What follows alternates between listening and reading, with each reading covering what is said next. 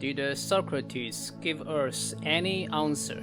Hello, this is Bin Song from Washington College. In this episode of the series of Introduction to Philosophy, I will pursue one of the most daunting yet exciting tasks as a philosophical instructor. That is to explain my understanding of Socrates. I said this is one of the most daunting tasks to do, not because Socrates' philosophy is abstruse and difficult so as to require a higher intelligence for its analysis. Neither is it because his philosophy was written in very old language so as to need a sophisticated level of text reading for scholars to grasp it. No, none of these normal reasons to understand a difficult philosopher applies here. The primal reason for reading Socrates to be so challenging and exciting is, instead, that Socrates did not write a damn thing. Yes, he did not write down anything, and all we can know about him derives from how other authors wrote about him, such as Plato, Aristophanes, and Xenophon. Let's pause a bit to ponder this phenomenon and think about how amazing it is. Although I am not sure of many things, I am very sure of this. Today, none of philosophers does not write. More probably, the survival of a philosophical scholar in the academy today would almost entirely depend upon how they publish, how they present, and in other words, how they turn their thoughts into ink, paper, digit, and other materials. However, the forefather of Western philosophy, who single-handedly turned the entire direction of ancient Greek thought from nature to humanity ourselves, and thus became a name that is indispensable to the concept of philosophy ever since, did not even write down a damn thing. Of course, scholars provided many answers to the question why Socrates did not write down anything.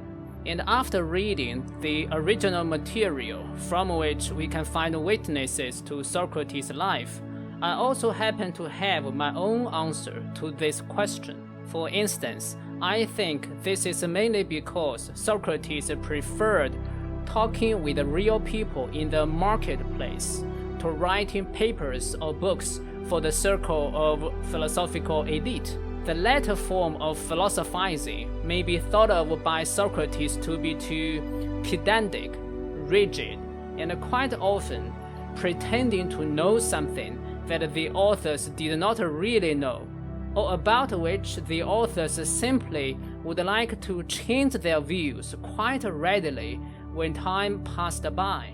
However, all these answers still hang in the air, because after all, Socrates did not write down a damn thing. Even if we have zillions of answers to pass out Socrates' philosophy, we still have to conclude our answers with another final question. That is, are these answers correct? The same degree of perplexity can be used to describe Socrates' attitudes towards democracy. According to what we know, Socrates' life experienced the devastating period of Peloponnesian War, during which the democratic Athens drastically declined from a regional empire to a diffident and despondent oligarchy after being defeated by its long-standing deadly rival, the Spartans. During this war, Socrates may have participated several of its major battles, but the most zealous activity out of his own will is always to go to the marketplace of the Athens and to question all sorts of people about their conventional understanding of the world, their time, and their own persons. After democracy resumed, Socrates was put to death by the democratically elected Athenian court, and Socrates' self-defense in this trial, according to Plato's writing, the Apology, can be summarized in this following way, which is no less perplexing to modern readers. Socrates said that, first, the charges against me, namely impiety and the corruption of youth, are absolutely nonsense. Second, however, because the judgment is delivered by a democracy, I will still obey it. And third, if I choose to be exiled from the Athens rather than being executed, I will lose my life of continually questioning and examining human life together with my city fellows forever, and this is more unbearable than death. So, in a word, according to Socrates' view, he would like to die for a democracy that allows a life of questioning, rather than living to avoid a wrong judgment, a wrong answer. To put it in a more blunt way, Socrates would like to die for questioning, even if this questioning can lead to seriously wrong answers.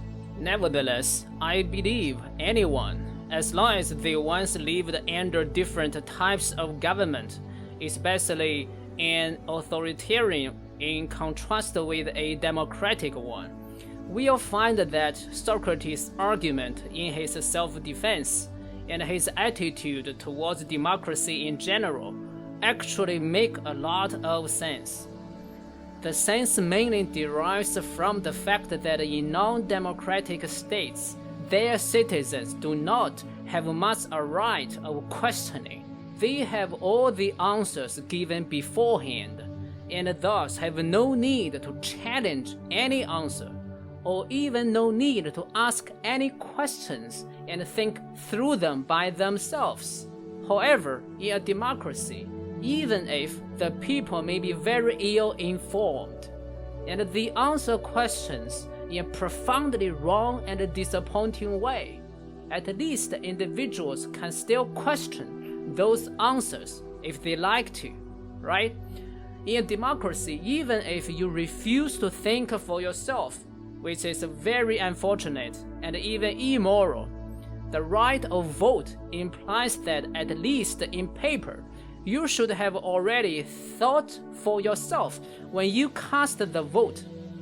So, the criteria for us to evaluate an authoritarian government vis-à-vis a democratic one, according to Socrates' heroic deed of philosophical martyrdom, should not be only about what correct answers these governments can give to resolve problems in a society, but more importantly, the standard should be also about whether the government can allow its people to continue asking questions, to express their dissatisfaction about given answers, and to pursue their curiosity and interest in a diverse and wholehearted way. So, understood as such, the seemingly perplexing nature of Socrates' life and Socrates' philosophy becomes highly understandable. Perhaps for Socrates, continually asking questions and discussing questions in the right way are more important than having any ready-made answers. The following 3 examples will help you to understand why this is so. First, why does Socrates think that he is wise? Because he knows nothing, whereas no one else knows that they know nothing.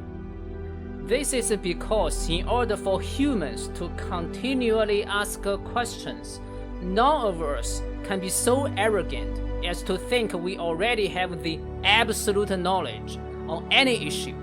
If we think so, dialogue will become unnecessary, and questioning will be forbidden, and therefore humans will become more foolish rather than wiser.